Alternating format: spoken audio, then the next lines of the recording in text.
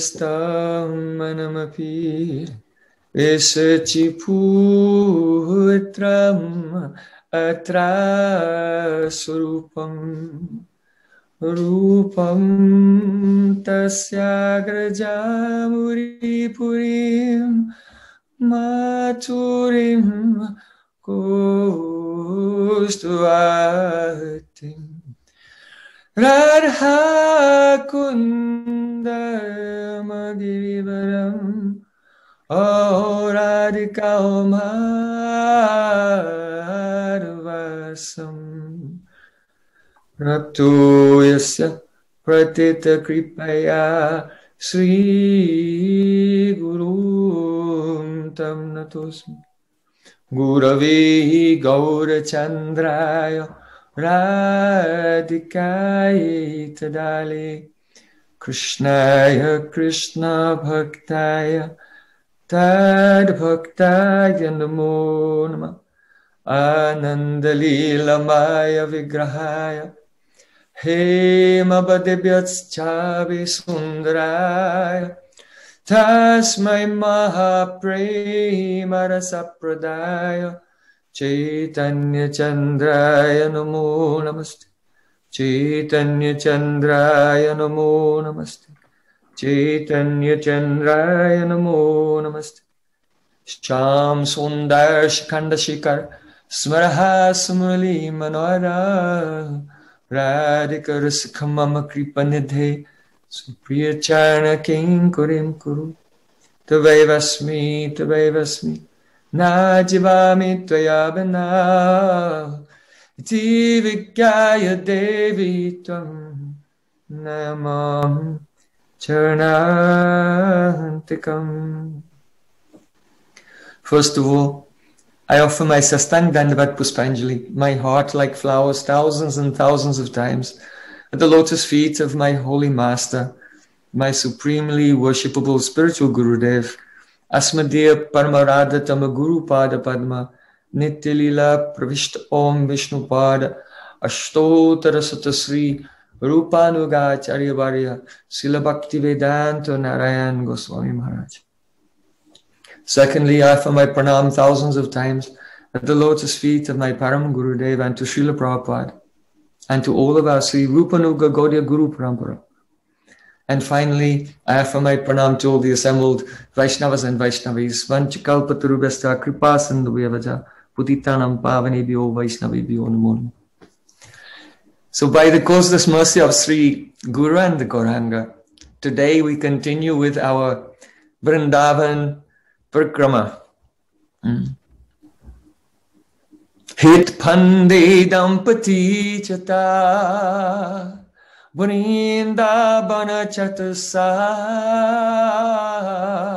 Surit Saki Sabasukaliye Vidya Vishad Bihar. In Braj Bhasha language, it is said, Hit Pande Dampati Chata. Vrindavan is like one university. And in that university, there are two very fresh and new students, full of excitement and full of eagerness, discovering a new world.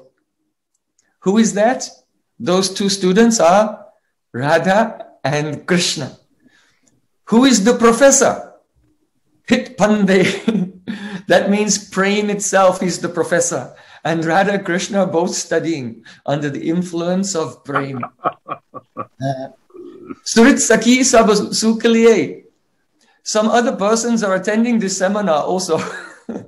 And they are the Sakis. And watching Radha Krishna being absorbed in their studies, all the Sakis are taking so much joy, so much pleasure from this. And what is the course they are taking? Vidya Vishad Bihar.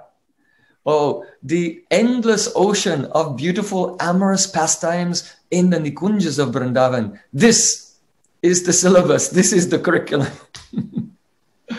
So we are very fortunate to be by mind today, wandering through that most confidential, divine, transcendental place. So I was asked to speak a few words about the Govinda Dev Temple, which is absolutely fascinating on many, many different levels. So first of all, from the historical point of view, you know that at the end of Sri Krishna's manifest pastimes in this world, he traveled from Dwarka with the members of the Yadu dynasty to Prabhas Ketra. And shortly afterwards, there was the disappearance pastime of the Yadu dynasty.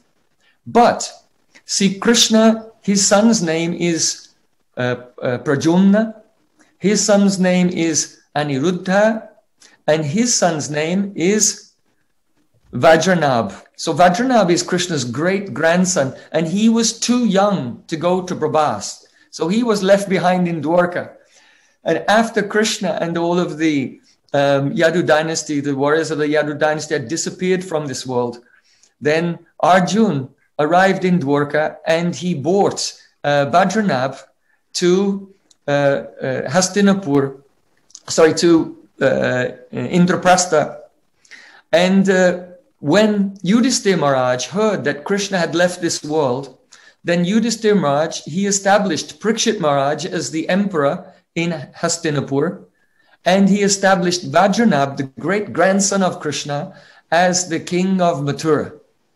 So when Vajranabh went to Mathura, he saw that the place looked very sad. There were no people there. Why? Because the residents of Mathura had been transferred to Dwarka. They had moved, so there was no one in the Mathura area, in Mathura city area, and in the surrounding areas of Braja, the forests of Braja, the eternal Brijvasis had already become aprakat, they'd become unmanifest. But the great sage Shandilya Rishi, who is also the Purohit, the priest of the family of Nanda Maharaj, he was still there. And he met with Vajranabh and he said, I understand you're feeling great disappointment, but this Braj Mandal is very beautiful. In order to manifest the beauty of Braj, again, you should establish deities of Krishna in the main holy places.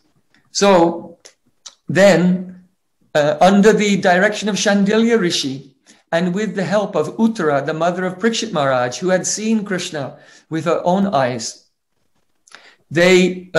Vajranabh had some deities made of Krishna. So he established the deity of Keshav Dev in Mathura. He established 4 Devs actually. Keshav Dev in Mathura, Hari Dev on the bank of Manasi Ganga in Govardhan, Baldev in the village of Baldev, and he established Govinda Dev in Vrindavan. So after thousands of years, that deity of Govinda Dev was lost. And Sri Chaitanya Mahaprabhu had sent the Goswamis to Vrindavan with a mission to uncover the lost deities. So we heard earlier today the history of how after Sanatana Goswami had discovered Madan Mohan, then Rupa Goswami was very concerned. How will I find Govinda Dev? And Krishna himself came and helped him discover Govinda Dev in the place called Gomatila. So Rupa Goswami established a small temple for Govinda Dev there on the hill Gomatila on the bank of Jamuna. It's very interesting historically that when the Goswamis first came to Vrindavan, the first deity they discovered was Vrinda Devi. And they established a small temple, a shrine to Vrinda Devi in the area of what is now Sevakunj. But that deity was lost. And it was found later and then it is now, that deity is in Kamyavan. But it's Srila Gurudev established Rup Sanatan Gaudiya Mat in Sevakunj, and there Gurudev remanifested the predominating deity of Vrindavan, Vrinda Devi there. And in this way, Srila Gurudev has done the Manobishta Seva, Sri Chaitanya Manobishtam Stapitam Yena Bhutale. He has re-established the innermost heart's desire of Chaitanya Mahaprabhu, following the footsteps of our 6 Goswamis. So now, Rupa Goswami, he passed away in 1564. At that time, there was a very small temple there. But later, in 1590, another 26 years later, then there was the king of Jaipur. His name was Rajman Singh, and he had become a disciple of Raghunath Bhatta Goswami. So under the guidance of Raghunath Bhatta Goswami, Rajman Singh constructed this huge, astonishing, beautiful temple of Govinda Dev that we see today. And when the British came to India, the archaeologists came there like F.S. Grouse. They wrote that this is the most beautiful architecture in the whole of India, in the whole of North India. And even the architects of St. Paul's Cathedral in London could learn a thing or two from the architect who designed this Govindagi Temple. There you are. There's a beautiful photograph of that. Now, there are some Sanskrit inscriptions in stone in the temple, which read that this temple was established, the Govinda Dev Temple was built by Rajman Singh, a disciple of Raghunath Bhatta Goswami, in the year 1590, which was the 34th year of the reign of the Mughal Emperor Akbar, who was a very open-minded Muslim ruler, and he was very supportive of the preaching efforts and the efforts to construct temples in Vrindavan by our 6 Goswamis. So he reigned from 1556 to 1605. Unfortunately, the emperor who came later, that is Aurangzeb, he was a tyrant. And as you know, he destroyed many of the temples in Vrindavan.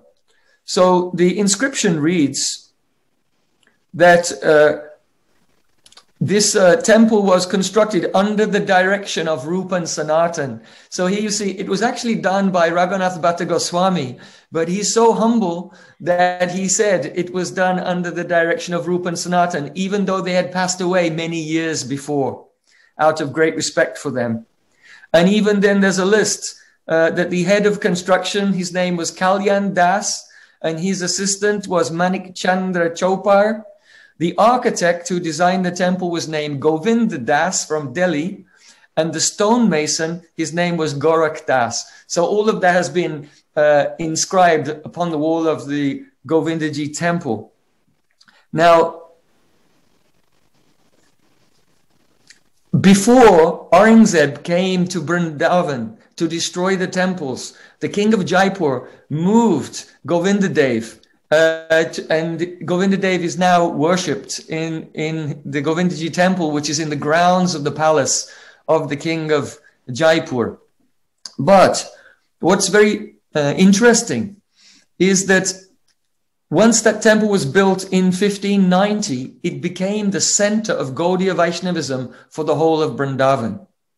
And the Goswamis and their first generation of disciples, the Goswamis who were still alive and their first generation of disciples, they were giving classes there. Many devotees were coming and hearing lectures. The puja and the artis to Govindaji were going on in a beautiful way.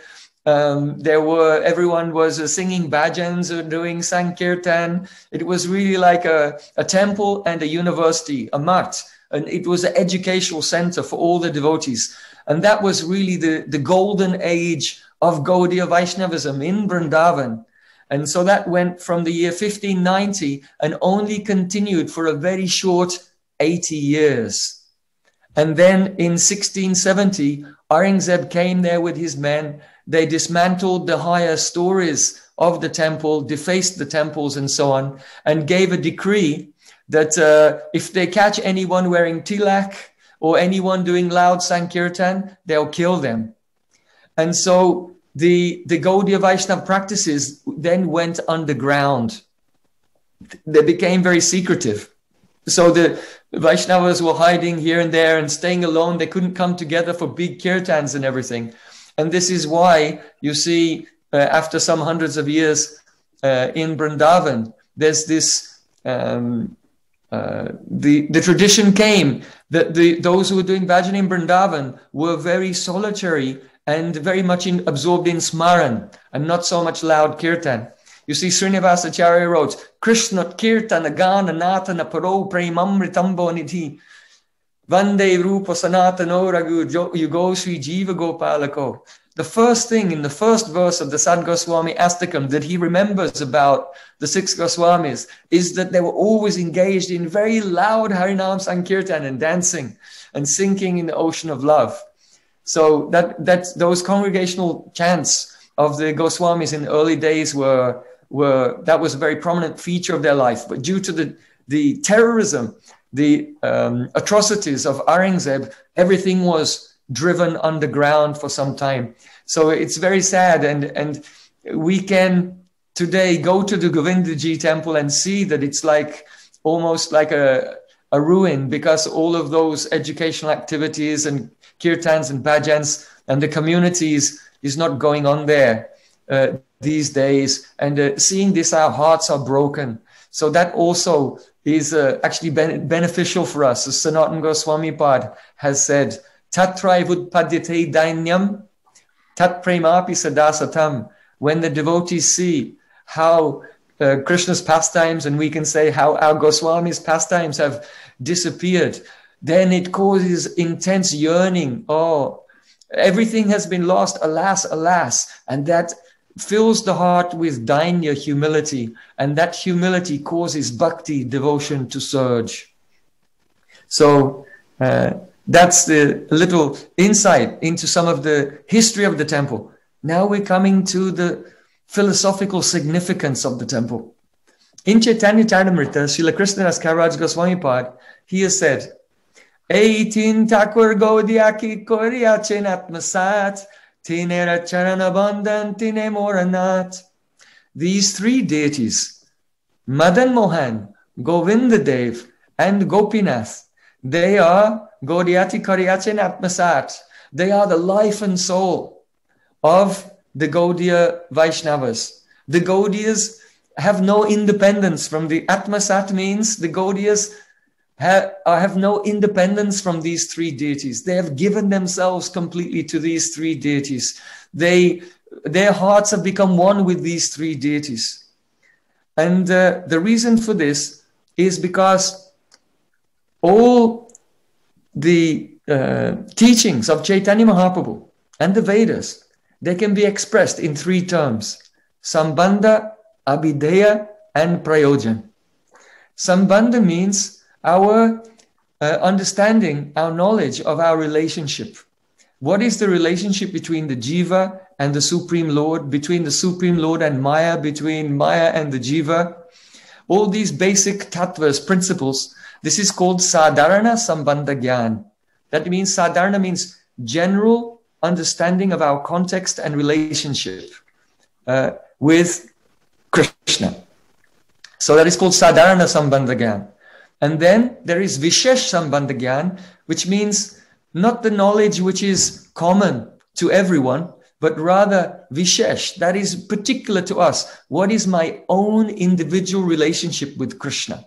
So this is the first stage of spiritual life by the mercy of the Diksha Guru, who is a manifestation of Sanatana Goswami, and by the mercy of his Ishtadev, Madan Mohan, one becomes established in Sambandha Gyan. Then, when one is established in Sambandha Gyan, he comes to the next stage, Abhideya. Abhideya means the process by which we attain the goal of our life. So that process is bhakti. And especially for us, it is Raga Nuga Bhakti. So Govinda Dev is the predominating, the Adhishtatri Devata of Abhideya-tattva, the process of bhakti. And then the Prayojan. The Prayojan is Prem. Gurudev gave me this name, Prem Prayojan, so I don't forget what the purpose of everything is. So the ultimate goal of life is Prem, and the predominating deity of that Prem Prayojan is Gopinath. So Srila Krishnadas Kaviraj Goswami Pad has given 3 verses in his Chaitanya Charitamrita, the prayers to each of the predominating deities of Sambandha, Abhideya, and Prayojan. So let's deliberate for some moments on the profound meaning of the pranam mantra to Govinda Dev, the Adhistatri Devata of Abheda-abheda-tattva. Divyat Brindaranya Kalpadrumadah Srimad Ratnagar Singhasanasto Sri Sri Radha Srila Govinda Devo Prashtalibi Sevyamano Smarami.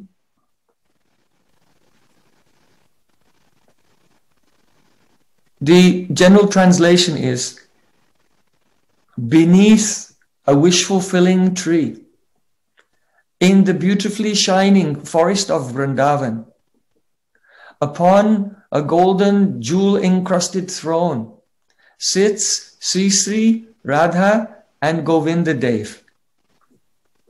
Smarami means I engage in remembrance. Prastali bi Savyamano Smarami, how that Radha and Govinda Dev are being served by their most dear Sakhis. So all the mysteries of the Abheda-abheda-tattva have been described in this verse.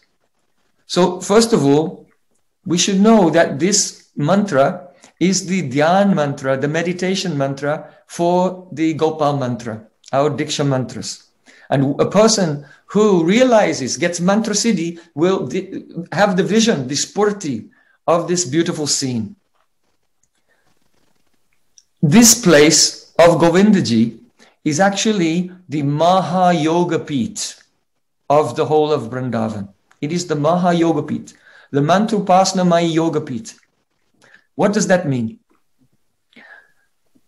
Srila Jiva Goswami Pad explains, there is Prakat Lila, when Sri Krishna appears in this world. And there is Aprakat Lila, the Lila which is not visible to the senses of ordinary persons, which is always going on eternally in Goloka Vrindavan and in Vrindavan on earth also, but in the background, not visible to those with mundane vision. So that is called Aprakat or unmanifest Lila. Now that unmanifest Lila has two aspects. There are two pits or dimensions of reality. So one is called Mantrupasnamai Lila Peeth. Lila Peeth means the seat of pastimes. And the other dimension is called Swarasiki Lila Peeth. So the difference is this. The Mantrupasnamai Lila Peeth is a seat of pastimes where Radha and Krishna are present, along with their associates. And their Leela is going on there in one mood, in one moment. It is not going to changing location here and there. It is a Leela going on eternally in one place. Radha Krishna are not going to return to their homes, to Java or to Nandagaon. Krishna will not leave to take the cows to graze. This Leela is going on eternally in one dimension. That is called the Mantrupasnamai Leela Peeth. And that dimension of the Leela is accessed through the mantra given by Guru. Now there are many Mantrupasnamai Leela Peeths, but for those Gaudiyas who are in Madhurya Rasa, this is our aim and object, preliminary in terms of realization of Krishna's Leela.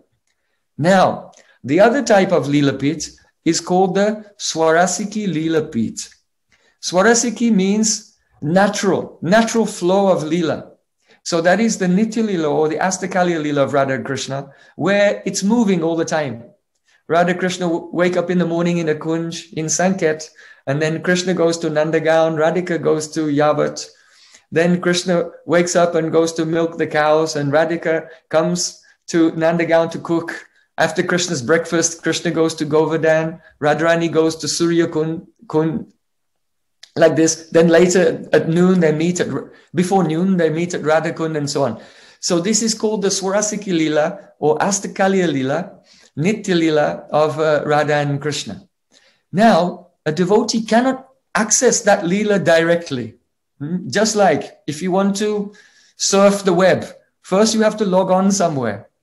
So in the same way, you cannot wander around all the Vrindavan Leelas by imagination. One has to have a realization of the Mantrupasana-maya Leela pit and enter into that.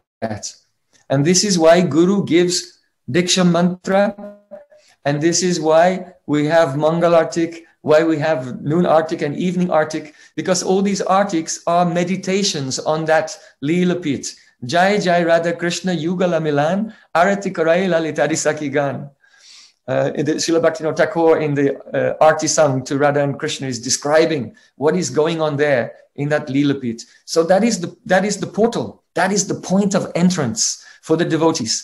And then when they become absorbed and enter into that Leela, at some point, Radha Krishna will get up and they'll go to another location, and then one's Mantramaya Upasana becomes Swarasiki Upasana. This is the way the devotees in Raganuga Bhakti gradually attain Astakaliya Leela Smaranam. You cannot go directly. Those who are trying to go directly don't understand Sambandha Abhideya Prayojan. They don't understand Bhakti Tattva, and thus the Prakrita Sahaja Bhav has come, because their mental creation is extending beyond the level of their internal maturity and realization.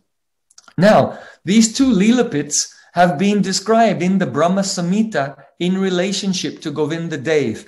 So there are 3 verses of the Brahmasamita that most of the devotees are very familiar with. First of all, Venam Kwanantam Aravinda Dalayataksham Bhavatam Samasitam Buddha Sundarangam Kandarpa Koti Kamaniya Visheshashabham Govindam Adipurusham Tamaham Bhajami. And the very next verse, Alola Chandrakala Satbanamalya Baha Ratnangadam Pranaya Keli Kala Vilasam Shamam Tribangalalitam Niyatapakasham Govindam Adipurusham Tamaham Bhajami. Now, the significance of these 2 verses, and this is one of the reasons why Mahaprabhu, when he heard the Brahmasamita, he was amazed and he had it copied, and he brought the copy back to Jagannath Puri and had more copies made, and Chaitanya Mahaprabhu personally distributed this book. Mahaprabhu was the first one doing book distribution himself of the Brahma Samhita. So, and the reason is because it contains many of these esoteric secrets which are at the heart of Gaudiya Vaishnavism. So these 2 verses say that Sri Krishna, whose eyes are like lotus petals, plays upon his flute. He's decorated with a peacock feather, and his complexion is like a fresh rain cloud. His beauty is like millions and millions of Kamadevs, cupids. He's wearing a garland with a locket, and the locket is swinging. And he's wearing a garland of forest flowers and leaves down to his feet, and his garland is swinging. His arms are decorated with armlets that have Navaratna. That means the 9 jewels to appreciate the Navagrahas. Mother Yashoda has put those on as astrological protection for her boy, so he doesn't come into danger when he goes into the dangerous forest where there are so many demons coming in Vrindavan. So he has that astrological protection from his mother. Ratnangadam Pranayakeli Kala Vilasam. He's engaged in beautiful pastimes of love. Shamam Tribanga Lalitam. He's standing in a graceful 3-fold bending form because his heart is crooked, his prem is crooked, so his body becomes crooked also. And here, Niyata Prakash. Niyata Prakash means, and in this way, he's manifest forever, eternally. So these 2 verses indicate the meditation, Mantramaya Upasana, on that Leela Pit where Krishna is present with his associates forever, not going anywhere. Now, the next verse or the verse actually that comes before these 2 in the Brahmasamita is also very famous. Chintamani prakara sadmashu kalpa vriksha lakshavriteshu surabira vipalayantam lakshmi sahasra shatasam brahmasevyamanam govindamadi purusham tamaham bhajami. Now this verse, it's the confidential meaning is that this verse is revealing the Swarasiki Upasana, the spontaneous natural flow of Leela. Why? Look at it carefully. Chintamani prakara sadmashu. In Vrindavan, in Braja, the houses are made of Chintamani, wish-fulfilling stones. That means that Krishna's in his house, is at home in the morning time with his parents. Vatsalya ras pastimes going on with his mother. Laksha vriteshu suribir abhipalayantam. The forest is full of wish-fulfilling trees and Krishna is tending to the cows. That means now Krishna has gone out from Nandagaon and he's in the forest with his cowboy friends and the cows. So now this is a Swarasiki Leela. It's moving and going to the next place. But Lakshmi Sahasrasatasam Brahmasevyamanam. You see, each line of this verse cannot take place in the same location. It's completely... In order to be served by millions of gopis, now he has to leave those cowboys. He has to sneak away, perhaps with a friend like Subal or Madhu Mangal, and secretly meet with millions of Lakshmis. They are the gopis of Vrindavan, and accept their loving service. So here is being revealed in this verse, the Swarasiki Upasana. So the relationship between the Mantramaya Upasana Leela Pit and the Swarasiki Leela Pit has been considered to be, should be understood in this way. If you can imagine, the Ganges is flowing quickly, but then it comes to a very wide area. So, and the area now of the Ganges is so wide, when you see it, it looks like it isn't flowing because it looks more like a lake. But on the other side of that wide section, it becomes narrow again, and again you can see the water is flowing. So actually, the Leela, the Mantrapasana Leela and the Swarasiki Leela are not two different things, but they are experienced in different ways. So the Mayupasana Leela is like entering into the lake where the water seems to be in one place. But once you enter into that, gradually, as our bhajan matures from doing service to Radha and Krishna under the guidance of the Sakis in the Mantrapasana Leela Pit, then gradually it will turn into Swarasiki and the Leela will flow. And that is why in the Pranam mantra to Radha Govinda Dev, the Adhistatri Devata of bheda-abheda-tattva, it is said, Divyad Brinda Ranya Kalpa Drumada Srimad Ratnagara Singhasanasto Sisi Radha Srila Govinda Devo Prashtali Bi Sevimano Smarami. My process, this is the process, to be absorbed in remembering how the associates are serving in that Leela Pit.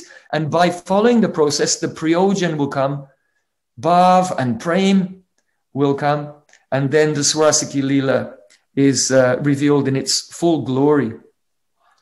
So we can say a few words here in the last line. Prestali bi sevyamano smarami means I do smaran. Now, Srila Bhaktisiddhanta Swami Thakur, he gave a definition of the Gaudiya Mat. He said that in this world, which is the place of avidvat ruddhi vritti, the Gaudiya Mat is the place of the descent of vidvat ruddhi vritti. What does that mean? All words have a power to convey meaning, and that is called the vritti. That is the power of the words to convey meaning. Now, the natural meaning of words is called the ruddhi vritti. What is the natural meaning? You hear a word, what does it mean naturally to you? In other words, the meaning of the word, not necessarily based on etymology, but in the way that it's commonly used and understood. That's called the ruddhi vritti. Now, a vidvan is a person who is enlightened, self-realized.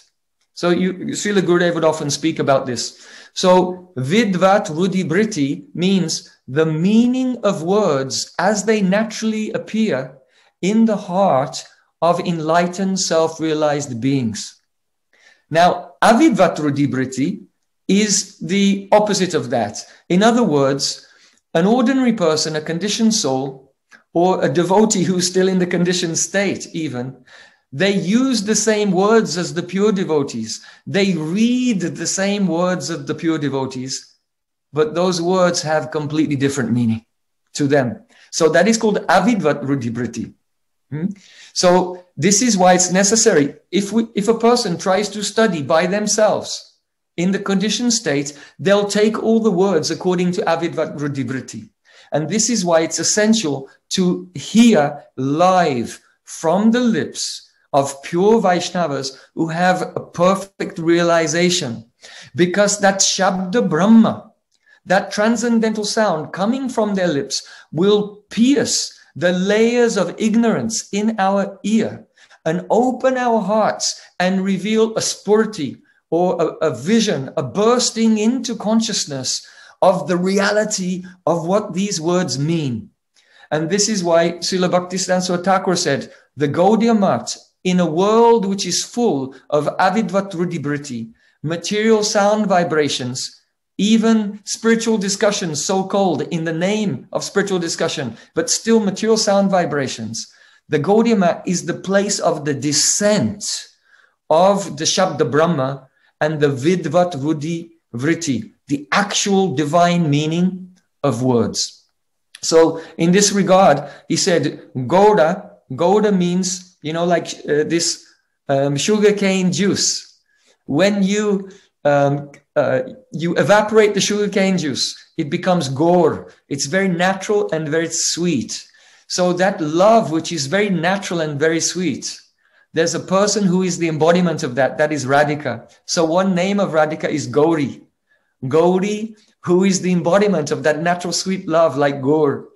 And Gaudiya means the followers of Chaitanya Mahaprabhu, who are the ones who realize and taste that sweet love, the bhavs emanating from Shrimati Radharani.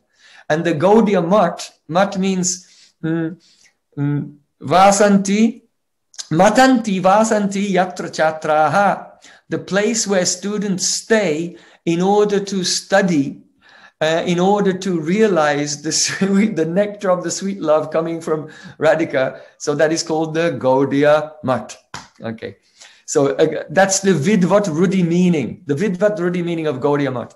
So here, sorry, I made a little bit of a digression, but what I want to come to is in the prayer to Radha Govinda Dev, Prashtali bi Savyamano Smarami. I remember the Sakis serving Radha and Krishna. So the question comes, what is the Vidvat Rudi Vritti of Smarami? I remember. Because Smaran, when we say the word remember in English or whatever our language we speak, then remember just means, well, I experienced something last week or 2 years ago or 20 years ago, and I'm recalling it now. And Smaran is actually a vritti. It's a rajasic vritti. It's a passionate vritti of the material element called buddhi, intelligence. So bhakti is not a material vritti of the mind. Bhakti is transcendental. Avibhuya mano britto, brajanti tat swarupatam. Srila Rupa Goswami Pad said, just as the Supreme Lord descends as an avatar to this world, in the same way, bhakti appears as a transcendental chitta vritti, a movement of pran in your chitta, in your subconscious mind. And you already have pran moving there, and this bhakti vritti comes and mixes with your pran and takes over it. It hijacks your pran. So when that happens, when bhakti appears in your consciousness, then even though before your senses, which are also manifestations of pran, could only perceive the material world, now your pran has been hijacked by the bhakti vritti. Now it is revealed to you in your consciousness Krishna's form, qualities, and pastimes. Now when by your mind you are investigating that appearance of Krishna's form, qualities, and pastimes, that is called smaran. So Jiva Goswami defines smaran in Bhakti Sandarbha as Krishna Nam Rup Adi Manasa Anusandhanam, which means it is an investigation. It is an investigation with your mind of Krishna's name, form, qualities, and pastimes. It's not an investigation of your ideas of what they might be like. It's an actual investigation with your mind of the forms and pastimes which are appearing by the power of the holy name. So this is why Srila Bhaktisiddhanta Thakur said, Kirtana prabhave smarana hoibe. By the power of kirtan, smaran will take place. In other words, when a person chants purely, the pure chanting causes the appearance of Krishna's form and qualities. And when you investigate that with your mind, manasa anusandanam, that is called smaranam. That is the vidvat rudi meaning of smaranam. It's a very big subject. Or on another day, we could make a seminar just on that subject of smaranam, because it's very fascinating. It's great. Wow. But today, we're just a little introduction to that, some idea, the vidvat rudi meaning of smaran. So now, prestali bi sevyamano smarami. Rupa Goswami is saying the bheda-abheda-tattva, the process, is to remember how the Sakis are serving Radha Govinda Dev. Now, that means that in the Smaran has stages. So first you begin to realize Krishna's name, and then his form, and then his qualities, and then his associates. The realization of the associates will come in the stage of ruchi. In the stage of ruchi. So the Raganuga Bhakti Sadhana really starts in the stage of ruchi. Before that, one is just developing, the greed is slowly developing to become qualified for Raganuga Bhakti. So in that stage of ruchi, one focuses on the associates. So Rupa Goswami Pad said, Krishnam smaram janam chasya prashtam nija samihitam tatat katar chaschaso kuryam vasad braje sada. The method of Raganuga sadhana, the bheda-abheda-tattva, is one should remember Krishna along with an associate, a dear associate that you want to follow, and always engage in katar about that associate and their services to Krishna, and always reside in Vrindavan, if not physically, at least by mind. So this is the bheda-abheda-tattva. Now, why should we meditate on these Sakis? These Sakis are extraordinary. They are so extraordinary. How our acharyas have glorified them is so charming, and when I remember it, my heart stops. It's very beautiful. Srila Krishnadas Kaviraj, he said, Ramananda Rai said to Chaitanya Mahaprabhu, Mahabhav Chintamani Radhara Swarup Lalitadi Saki Tarakaya Vyuharup. Radharani is a wish-fulfilling jewel of Mahabhav.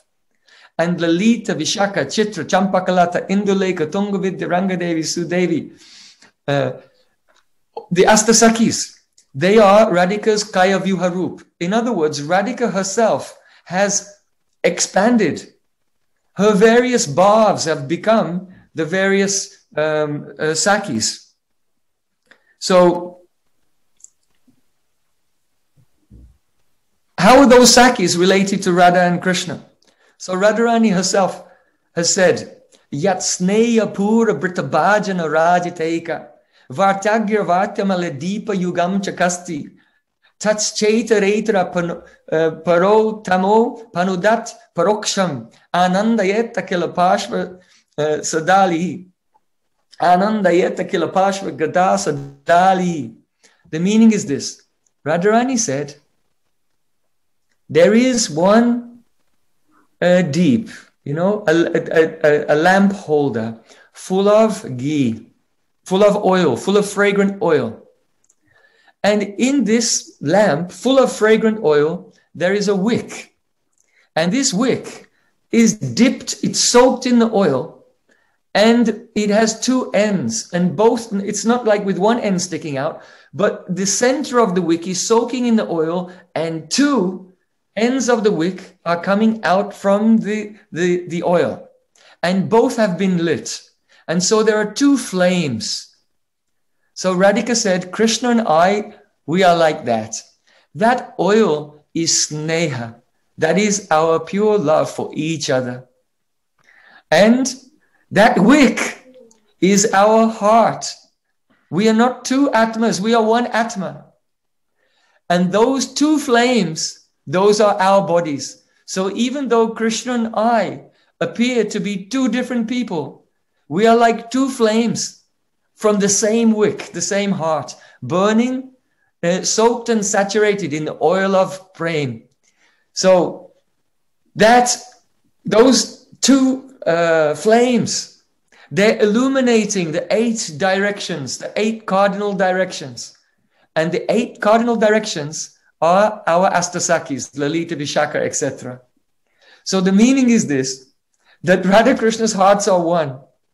Their 2 forms, like flames, are illuminating each other with the fire of love. But they're also illuminating the 8 directions. In other words, all the Sakis, their only happiness is the happiness of Radha and Krishna. They have no separate happiness, but their happiness is just the illumination of Radha Krishna's love. That's all the Sakis have. And were those flames to ever go out, then all the Sakis those 8 directions would be in total darkness. That means they could not experience any joy at all. So then Radhika said, Yadyapatet virar marutat eita data, kampam bhavets yukavat eja eva bhajet chamurcham, vyagrasa dalyata tadavarneya teta, shushtayet sukha sadma gatam vidaya.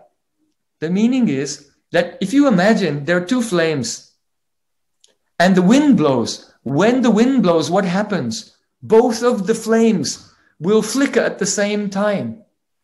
So in the same way, when Radha and Krishna feel separation from each other, then that wind of love in separation causes Radha and Krishna both to tremble and both feel as if they will die, just as 2 flames would be trembling together in the wind and could be extinguished. They could both blow out.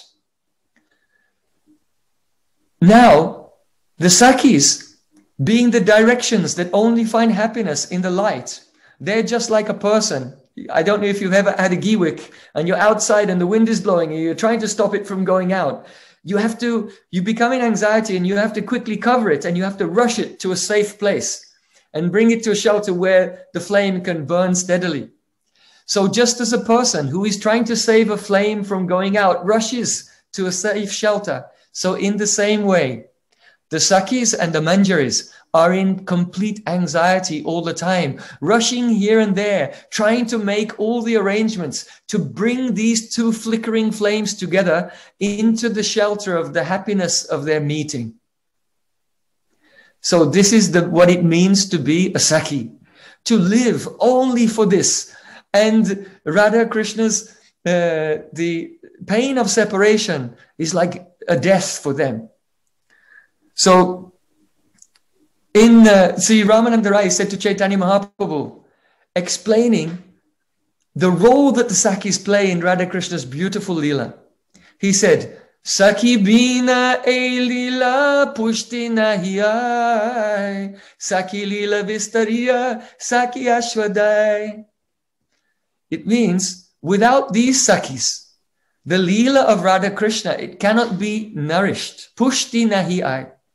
Saki Leela Vistariya. Without these Sakis, the Leela cannot expand.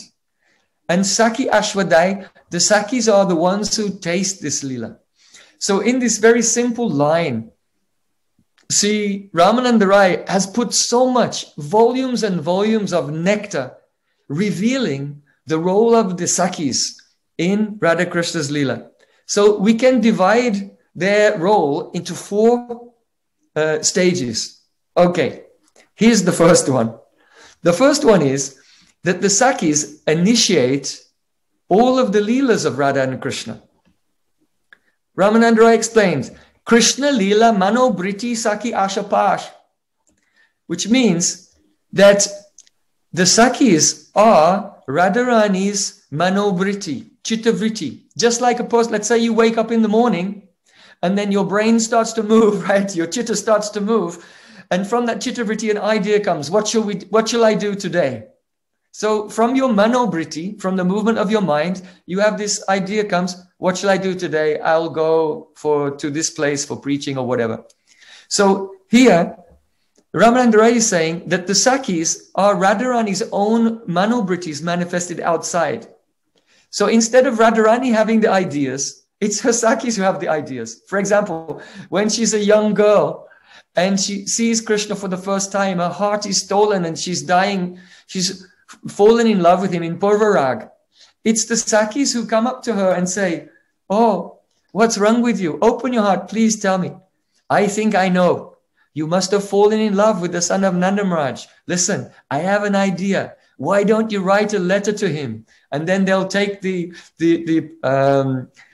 leaf of a lotus flower and they'll tell Radhika, you tell me what to write, and we'll write a letter to him. So in this way, it's the Sakhis who always initiate the pastimes. Radharani is very simple and very innocent, and her Sakhis which are her own manovritis, are coming to her and initiating all the trouble and the chaos that goes on in the Vrindavan Leela.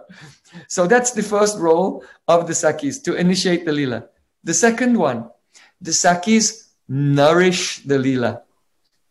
Sakhi bina e Leela pushti nahi hai. Without them, there's no pushti. Now, what does pushti mean? The nourishment. It means to nourish the prem.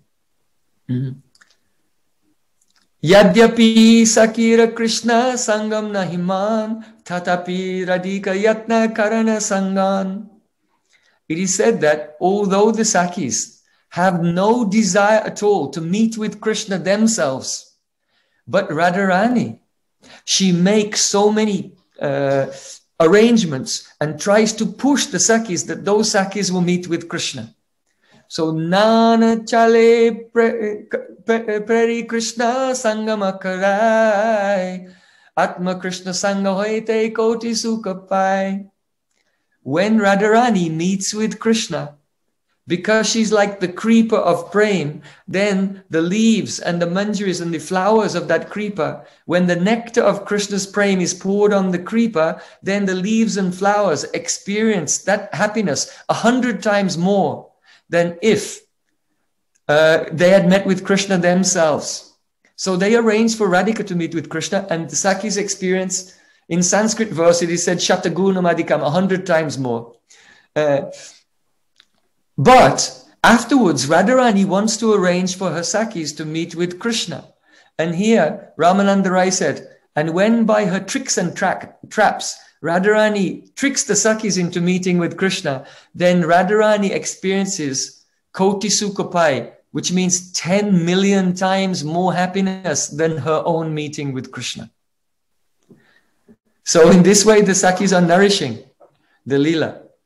And in addition to that, furthermore, Anyanye Vishuddha Prem Kori Rasa Pushta Tasapara Premedeke Krishna Hoya Tushta.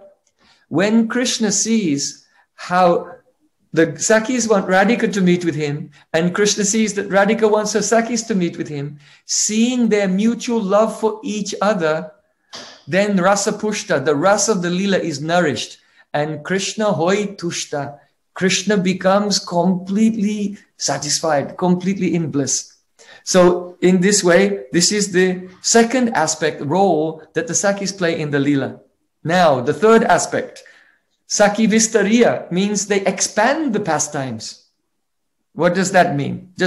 I'm touching these points. Each point is very vast, but just in a general sense, they expand the Leela means that they link the Leelas together.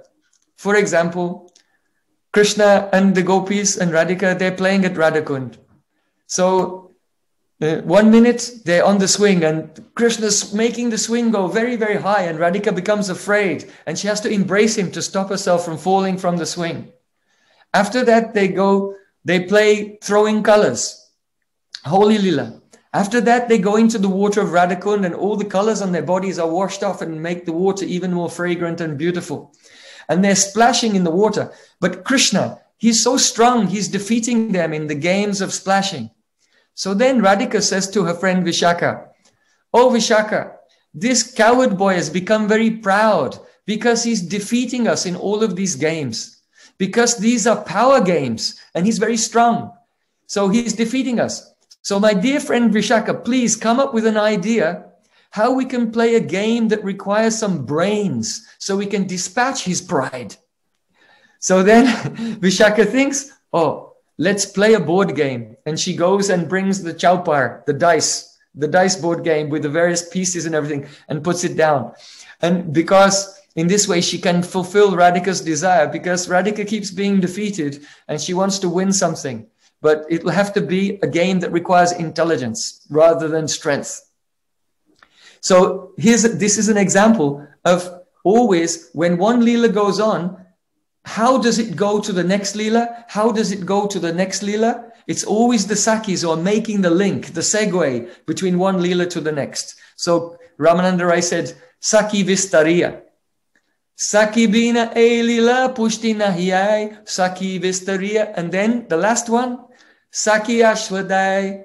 The fourth aspect is those very Leelas which are being initiated, which are being nourished, and which are being expanded by the Sakis. Then the Sakis are also the tasters.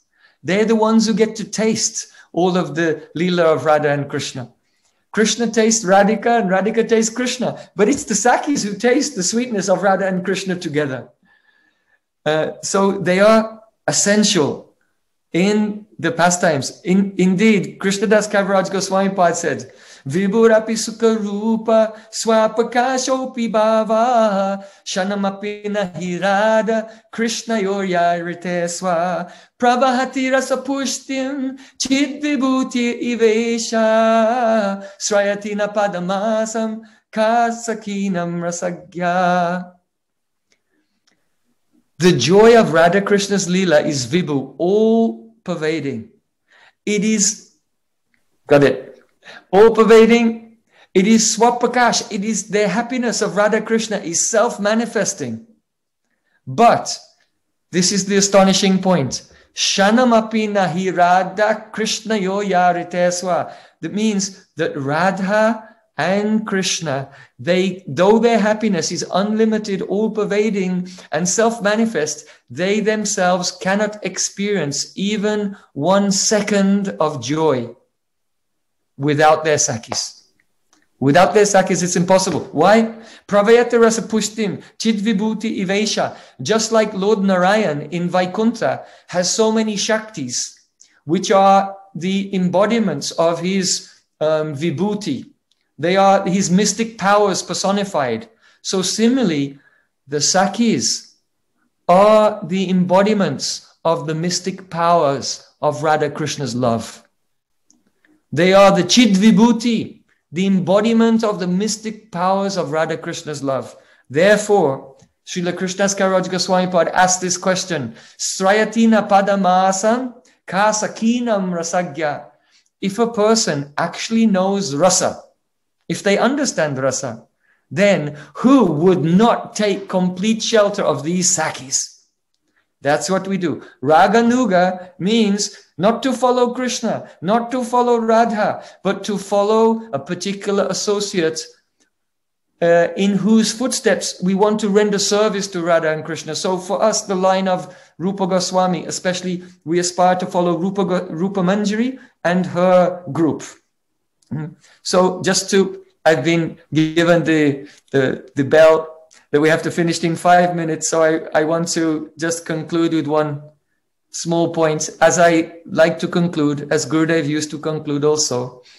And that is that every katha we hear, every time we chant and remember the holy name, we remember our Gayatri mantras, we do parikrama, the Madhyamadhikari is absorbed in Sambandha Gyan. And as I mentioned in the beginning of the discussion today, not Sadhara and Sambandha Gyan, only general understanding.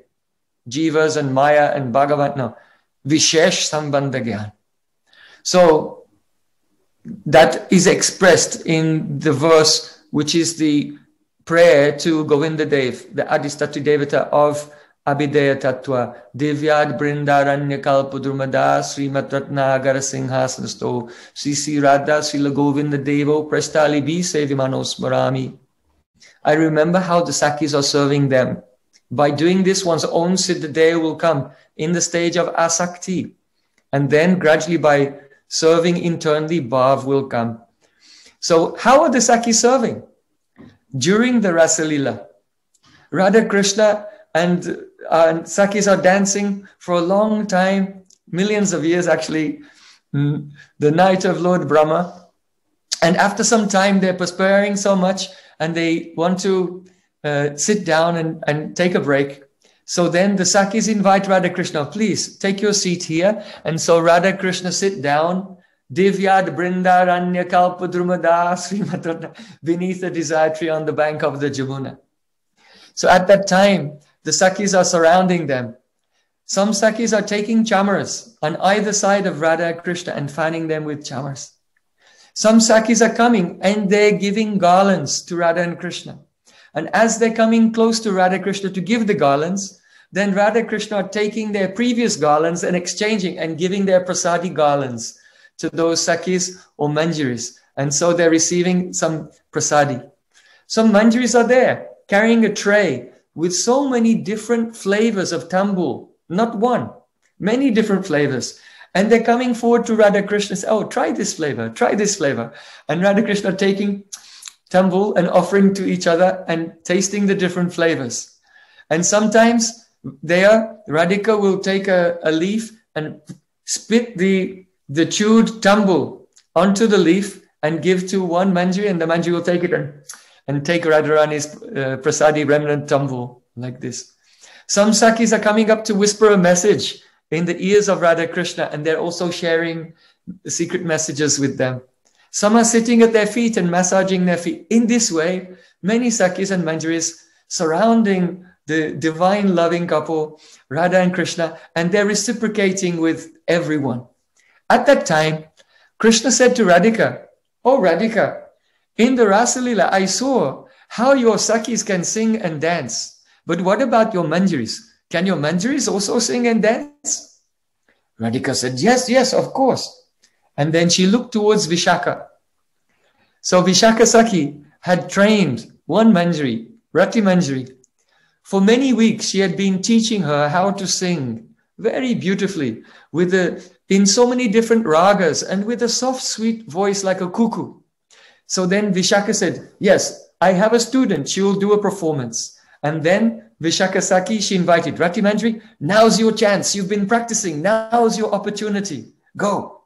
So then Rati Manjari comes and stands in front of Radha Krishna and she begins to sing. And as she's singing, she's making all the mudras and expressing the bhavs in the song. And this song, of course, is about Radha Krishna's love. So when they hear it, they remember their own pastimes. And they're having spurtis and reliving all the various pastimes that they're hearing from the song of Rati Manjari.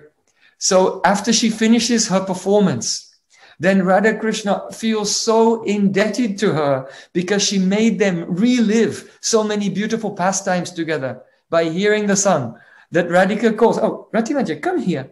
And she comes forward, and then Radharani takes off her own necklace as a paritoshik. Paritoshik means like a reward for the performance. And then as Radhika places the necklace around the neck of Rati Manjari, then Vishaka Saki, who's standing at some distance, her heart is swelling with pride. Oh, my student did so well. All those days I spent training her alone to do this. And now the fruit has come and Radha Krishna are pleased by this seva. So Raghunath Dasa Swami said, Kuhu kanti kantada pi kamalakantim mayupuna. When will that day come? And we should pray in this way. Or when will that day come when Vishaka Saki, whose voice is as sweet as a peacock, will take me alone in the forest and with great endeavor train me to sing beautiful songs. And then finally, I will have an opportunity when Radha Krishna are relaxing during the Rasalila, and I will be invited to perform for them. And when will that day come? I will receive Radharani's own necklace, and my guru will look at me, Vishaka Saki, with heart swelling with pride. Oh, my student has done so well. So this is after meditating on the Mantrapasana Maya Lila, it will turn into Swarasiki Lila, and then all of these bhavs will manifest in the heart. So this is the meaning of the prayer to Govinda Dev. Shri Govinda Deva ki jai. Bale Vrindavana Vihari Lal ki jai, Varasani Wali ki jai, Vrishabhanu Raj Kumari Ju ki jai, Sila Rupa Goswami Pad ki jai, Jai Jai Sri Radhe Shyam. Jai Gaur Sitanath Premanande Hari Hari Bo. Wow. Wow. Amazing. Amazing. Just as I was hearing, the last things you were talking about, I know we're supposed to follow under Anugati of Rupa, but that also starts with our Guru Dev, like Nikunja Yuno Rati Keli Siddha. Yes. Or, I mean, is there maybe something you might say about that? Because even to follow in the steps of Rupa and Rati Manjari is a leap, for me, it's a huge leap. So if you might, because you are talking about the Abhideya, and yes, so yes. Wonderful. Abhideya, the question that you're bringing up is very much related to what we discussed. The class had sections. The first section of the class was history, the ancient history, and then the more recent history, the establishment of the temple and what happened after that as well. So we had the historical section. Then the middle portion of the class was on that subject of bheda-abheda-tattva. And then the last part, of course, was the Lila Katha. So we're going back to the middle section a little bit. And I thought questions would come up about this because I only briefly touched on the subject of smaran. And I don't mean remembering the way that everyone uses the word remembering. We're talking about the vidvat rudhi vritti of the word smaranam. This understanding only comes from the association of Shuddha Vaishnavas. Now, first of all, one has to be in Anugatya of Gurudev in this world. Because in Raganuga Bhakti, Seva Sadhaka Rupena Siddha Rupena Chatrahi, one has to serve in the sadhak form. So first, one has to be serve the spiritual master in his sadhak form and follow him. And Guru gives Guru Mantra. Every day we're remembering our Guru Mantra, and that Guru Mantra will reveal the very beautiful Swarup of our Gurudev. And then Sri Guru will introduce the disciple to Rupa Manjari. There's a verse, Srila Narottam Das Thakur said, Prabhu Lokanata Kabe Sange Loya Jabe Sirupera Pada Padme More Samarpibe. Or when will Prabhu Lokanath?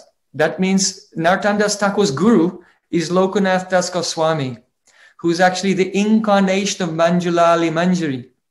So he said, when will my Gurudev, in the form of Manjulali Manjari, bring me and offer me to Rupa Manjari? Because she's the leader of the group. So Sri Guru brings us into the Leela and then offers us to Rupa Manjari. But Rupa Manjari has all the specialities of all the Manjaris. Just as the Astasakis are 8 expansions of different portions of Radharani's mood. So in the same way, all the Manjaris, the Asta Manjaris, are the portions of Rupa Manjari's mood. So if you're following any one of them, ultimately you're following Rupa Manjari. But there's actually a stage in our spiritual life when we realize our Gurudev Swarup, and then Gurudev offers us to Rupa Manjari, and then Rupa Manjari brings us in, as Narottam Das Thakur continues in that suite of songs. He says that then Rupa Manjari will bring me into the kunj of Radha Krishna, and I will be very shy and hiding behind her. And when Radha Krishna look and see someone's hiding behind Rupa Manjari, they'll laugh and look at each other and then say, hey, Rupa Manjari, who's this Navadasi? Who's this new maidservant? And then Rupa Manjari will pull me out from behind her and say, oh, Manjulali Dile Mora E Navadasi. Narottam Das Thakur said, Rupa Manjari said, oh, Manjulali Manjari has given me this new maidservant. So in the same way, Rupa Manjari will say the name of our Gurudev in Manjari form and say, oh, this Manjari gave me this new maidservant like this. It should be understood in this way. Now, just one more point, if you'll allow. Is it okay to just expand on this a little bit? Because it's very practical and important. It's very practical and important. To follow the associates is not imagination. As we described, It's called in Sanskrit Kram Sopan Riti. Kram means sequence, and Sopan means actually a staircase, and Riti means the method of sequential steps. Kram Sopan Riti. So, for example, Rupa Goswami says, Tan Nama Rupa Charitadi Sukirtananu Smrityo Kramena. You have to hear and chant Kram in a sequence. So, first the holy name reveals it manifests in the heart, then reveals Krishna's form, and then qualities, and then pastimes, and then associates in the stage of Ruchi. Now, Jiva Goswami in Bhakti Sandarbha, he said that as the devotee is meditating and he's seeing the associate in his heart, then that associate will suddenly become illuminated. Just like the moon shines and a chandrika, a moonbeam, shoots out from the moon. So in the same way, that associate, a chandrika will come, a ray of the moon of that associate's rag, and it touches the devotee's heart. And the devotee's heart has become pure like a crystal. In fact, Jiva Goswami Pad said, Shuddha antakarnas chet smarnam kuryat. Only when the antakaran, the chitta, has become purified, that means rajas and tamas is almost completely gone. It's very, very highly sattvic. Only when the antakaran is purified, smarnam kuryat, then one can take up the practice of smarnam. And it should be purified by service and surrender to Guru and hearing and chanting under the direction of Guru. The heart becomes purified, and then one can take up the discipline of smaran. Now, what happens is, when one is seeing that associate, the ray of the moon of their rag shines, and it touches the crystal of your heart. That in Sanskrit, Jiva Goswami calls the heart a spatika mani. A spatika mani means a crystal. And when that chandrika touches the crystal of the heart, it begins to grow. It begins to glow. And that's called ullas. It begins to shine with its own light. And that ullas, or that joy of the heart caused by the touch of that chandrika, initiates your devotional practices. In other words, the person's not chanting because, I have to finish my 16 rounds, otherwise it'll be an offense. But rather, the ullas, the joy of the heart, that shining of the spatikmani, of the crystal of the heart, illuminated by the chandrika, the moonbeam, coming from the associate, now that joy is initiating your hearing, chanting, and remembering. And that's called rag anuga bhakti, because your bhakti is following in the wake of the rag. So it's not, some people get really sloppy and think Vaidhi Bhakti means following the rules, and I don't follow the rules, so I'm doing Raganuga Bhakti. No, you're just in the mode of ignorance. Raganuga Bhakti means that one has to come to that stage of remembrance, Nam, Rup, Gun, Parikar, and then experience the Chandrika coming from them, and then the joy overflows, and then when your Bhakti is initiated, it is pravrit, that means it's instigated by that feeling of joy, then it's called Raganuga Bhakti. Okay? Jai. So that's what it means to follow. Thank you. And if you're doing something else, in other words, the practice is not supported by the internal revelation. It's just like coming from the vikalpa, imagination. That's called prakrita sahaja bhav. Mm-hmm. Yeah. Or it can mean a devotee is practicing Vaidhi Bhakti under the guidance of his guru. So he should remember, according to, when you worship your deities every day, there are mantras you have to say as you're doing the puja. So that's okay, because you're remembering according to the rules and regulations, because that's the stage that you're in. But that smaran is actually not called smaran. It seems like smaran, but it's actually a subdivision of the anger of bhakti called archan. So many devotees, they may think that they're practicing smaran, but they're actually practicing what is a subdivision of the anger of bhakti called archan, because smaran depends on the manasa anusandhanam, the investigation of the internal spurti. Jai. So, wow. Thank you. I think we're going to have you back for a whole just Bhakti Zoom, Prem, on many topics. He needs to come back for the whole day of Brahma. Actually. That's I would agree. Because I mean, I don't think human time is really sufficient. Clearly. Can we, in fact, going on those pastimes, the pastimes you explained about the different, you know, the static and the moving pastimes, if we could go through a spiritual kind of portal to Brahma time just to hear the tattva and the ras, and then we can get the download and then we can come back, yeah? We can do it. We can do it. You know, the Bhagavatam says that the rising and the setting of the sun each day steals away the life of every human being, except for those who pass their time absorbed in Harikatha. Jai. Okay, my quick question is, it's a two-part question, and we've discussed this before. So when the Guru gives Diksha like Gurudev gives Diksha, oftentimes he gives a description, and we're supposed to chant our mantra meditating on that scene. So the first part of my question is that then we should understand that that is archan, that is part of archan. If one is still in the conditioned state, identifying with the body, not come to the point of even chanting pure Nam, what to speak of realizing the form of the Lord, etc. Then the next part is that Gurudev says we should chant with Sambandha Gyan that he's given us, a Diksha. So what does that actually mean if we're supposed to really just focus on Nam and not really focus on that scene that he's presented to us? And also in that scene is Krishna with the gopis, and how can we be there meditating on the scene if we're not in that surup? You understand my questions? Yes. They're practical questions. Yeah, these are very practical questions. And I think the first one you answered yourself.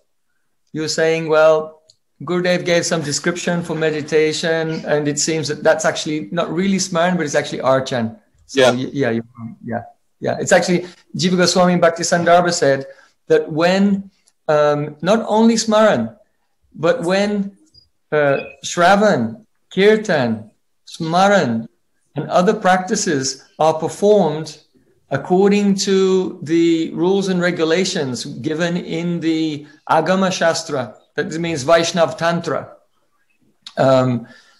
So the various Archan Padhatis and so on, then that's hearing, chanting, and remembering is also one of the sublims of Archan. You know, Rupa Goswami in Bhakti Rasamrita Sindhu also describes 64 angas of bhakti, but he said that some of these angas are just one activity, and some of these angas of bhakti are a complex of activities. So the example of an anga of bhakti, which is just one activity, is, for example, following the deity on procession. So if there's a deity going by in a procession, you're supposed to follow him. So that's an anga of bhakti that has one aspect to it. But Archan, for example, is a complex of activities which include cleaning the temple, putting on tilak, cooking, decorating, offering prayers. All of these things would be, all the activities around the deity would be included in Archan. So if you look in Bhajan Rahasya at the end, Srila Bhaktivinoda Thakur has given a Sankshept Archan Padhati. That's a brief manual of how to do Archan. So first of all, of course, there's worship of Guru with 16 articles, and then worship of Gauranga with 16 articles. And then before it comes to the worship of Radha and Krishna with 16 articles, then there are some verses that you have to say. Tuto Vrindavanam Jayat Paramananda Vadanam Kalindi Jala Kalola Sangi Maruta Sevitam Nana Pushpa Lata Badha Vriksha Sandaishtamanditam Koti Surya Samabastam Vimuktat Sattarangake Sri Krishna Tan Madhye Ratnakachitam Swarna Singhasanam Mahat Sri Krishnam Sri Ganashanam Purnananda Kalivaram Dvibhujam Sarvadevisham Radha Lingita Vigraham. So these verses the devotee has to say before he begins the Sodasha Upachara, worship of Radha Krishna with 16 articles. And then at the end of that, then you have to remember your Gopal mantra and Kam Gayatri. So that's the basic shape of the puja. And the verses say, now I meditate on Vrindavan, It's the place of ever-increasing bliss. The river Jamuna is flowing very sweetly, and it's decorated with fresh breezes. The trees are full of creepers, and the trees are blossoming, and the creepers are blossoming. And the whole scene is more effulgent than 10 million suns. And there's no hunger, thirst, or any of the sufferings of this material world there. And in that forest, there's a golden throne beneath a desire tree, and Radha Krishna are seated there. And so these are the mantras that you have to say before you do the puja. So basically, what happens is, if a disciple, he receives a Diksha mantra, and then, you know, Diksha has 5 parts. And the 5th part of Diksha is to learn how to do puja. So you have first tapa pundram tata nama. First, you have to receive be repentant. That's called tapa. Then the next part of Diksha is pundra. You receive tilak from the guru, which means one should be looking up towards the spiritual world, have all one's ambitions beyond this world. And then Nam, you receive the holy name and a spiritual name. And then mantra, you receive the Diksha mantra. And then finally, you learn how to do puja. So these 5 things together are called Pancha Sanskar. And they are the 5 limbs of Diksha initiation. So when the devotee, if he's following this and he's performing the archan in this way and meditating in this way, though he's not really qualified for smaran, a higher level of smaran, but this practice is making a samskar. It's making a deep impression. And it's said that these 5 samskars are param aikanti hetava, the cause of supreme one-pointedness of the chitta. And so what happens is, when the chitta becomes steady every day by doing this practice, then the Diksha mantra begins to manifest. And as that manifests, that's your Vishesh Sambandha Gyan begins to manifest. And so you should not be in that state only during remembering your Gopal mantra, but after remembering the Gopal mantra and going into that state of mind, then you should keep that with you for all the other practices as well. So in this way, I've tried to describe how smaran is included in the smaran, which is done in the beginning, is really part of archan, but it shapes the heart and makes the impressions. It makes the mind steady, that leads you to mantra siddhi. And when the mantra siddhi begins to be the internal revelation of this, then the devotee should keep that sambandha gyan and do all of his devotional service absorbed in that one relationship. Because also after Gopal mantra, of course, there's the Kam Gayatri. And so the Kam Gayatri will further expand on not only one's Vishesh Sambandha, but the exact moods in which one will render various services. So those mantras go together. Is that answer your question, Maharaj? So illuminating, so illuminating. Thank you. Thank you. But then the last part of the question is, Gurudev is telling us to meditate on a particular scene that we should feel that we are at least aspiring to be there. He sometimes says, well, be in a corner and watch and this and that. But how can you watch in the male body? Yeah. Well. No, you see, that's the thing. Even though one may, in the first stage, you obviously don't have any, in that first stage, a devotee doesn't have any realization of their swarup, okay? But at least they should give up the identification with their material body and mind, you see? Because before doing any archan, that's whether you're worshipping the deities or before you remember your Gayatri mantras or anything, whenever archan, there are 2 things you have to do first. The first one is called Bhuta Shuddhi, you know? Bhuta Shuddhi. Bhuta Shuddhi means Naham vipro na cha narapati na pivaisha na sudro naham vani na cha gripati no vanasto yatirva kintu pradyan nikla paramananda purnamritabde gopi batu patakamaleo dasta sundasaha. I am not a brahmachari, grihastha or vanaprastha or sannyasi. I'm not a shudra or a vaishya or khatri or a brahmin. But there is one endless ocean of joy, supremely effulgent, and his name is Gopinath. And I am the servant of the servant of the servant of that Gopinath. And so before you do any archan and remembering Gayatri mantras is archan, you have to do a bhuta shuddhi. So the word bhuta shuddhi means purifying one's existence. So it's necessary to give up all bodily identification. And that's the first aspect of bhuta shuddhi. And the more advanced aspect of bhuta shuddhi is to identify, have the abhiman that you're an associate. But at least that's in a later stage. But at least in the first stage, one should give up identification with the body and mind. And when the mind is very peaceful, of course, in our mantras, we have words indicating prapati, like namaha and swaha. And those words indicate I am taking my attachment to the physical body and mind and everything connected to I and mine, and I'm putting them outside. I'm giving them up completely. And only the very essence of my soul I'm surrendering to the deity of the mantra. So at least one should make an effort to do bhuta shuddhi and give up bodily and mental identification. And then in that stage, when the chitta is steady, then what will happen? You get the Bhagavad Bimba Grahitva.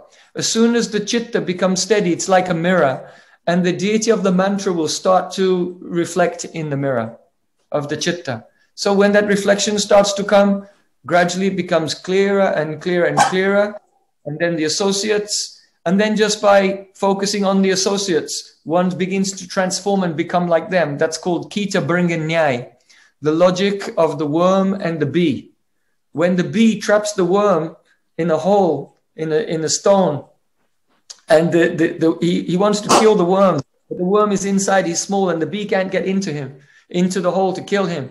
But the little worm is terrified, and he's so absorbed in the bee that he transforms and he becomes a bee.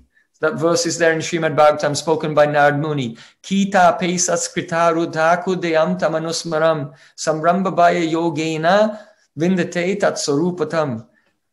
Just as the worm is absorbed in the bee, he transforms and becomes a bee. So similarly, when a sadhak is meditating on an associate, he becomes just like that associate. And so then a person can be there in their spiritual identity. So the first stage is bhuta shuddhi, give up the external identification, let the chitta be very steady, let the mantra start to reflect on the chitta, and the associates will appear, and then focus on them, and then one's own identity will grow naturally. So all of these things you can see they're written here and there in Shastra and in the commentaries of the Acharyas. But we see that when we see that when Srila Gurudev gives Diksha mantra, in some instances, that he does give that abhiman, that one is a maidservant, even though one hasn't reached that stage of Bhagavad Bimba Grihitva. So for the devotee who has received that, is it that, well, okay, he's given that, but that's not for me yet, but it's something, it's there, it's out there. The fact that one has received it and received the blessing, just try. But the main thing is that the mind should be very steady and peaceful. And then what will happen is, when you associate with the pure Vaishnava, they speak Shabda Brahma. And this Shabda Brahma goes deeply into the heart, like seeds. Like Gurudev used to say, all the verses of Srimad Bhagavatam, all the prayers of the Goswamis, like Pramada Madana Leela, Kandare Kandare Te Rachati Navayuno Dandvam Asmin Namandam Itikila Kalanatam Lagna Kastadvayorme Nijanikata Nivasam Dehi Govardhanatvam. Gurudev said, this is a mantra. So when we receive these things from our Guru, the Guru is putting these in the heart, and all we have to do is surrender and pray and remember the mantra, and they'll start to come out. Everything will start to come out. Thank you. I want one more sweet point that Gurudev said. We're in Rup Sanatana Mat once, and he said, at first, a devotee has so many questions, how to do this, how to do that. He said, but it's exactly like this. If there's a cow, the cow becomes pregnant and she's about to give birth. Gurudev said, this cow never went to college to learn about childcare. But as soon as the calf is born, then somehow or other the cow knows how to lick the body of the calf and clean the calf, how to use her nose to make the calf stand up, and then tuck the calf underneath her body so the calf will drink milk from the udder. And then for the first time in her life, then milk will flow. So he said, in the same way, just as the cow doesn't know how to take care of the calf until the calf is born, so in the same way, you will not understand exactly how is this Raganuga Bhakti until you give birth. In other words, that means until when you're in that stage, you'll know how to do it.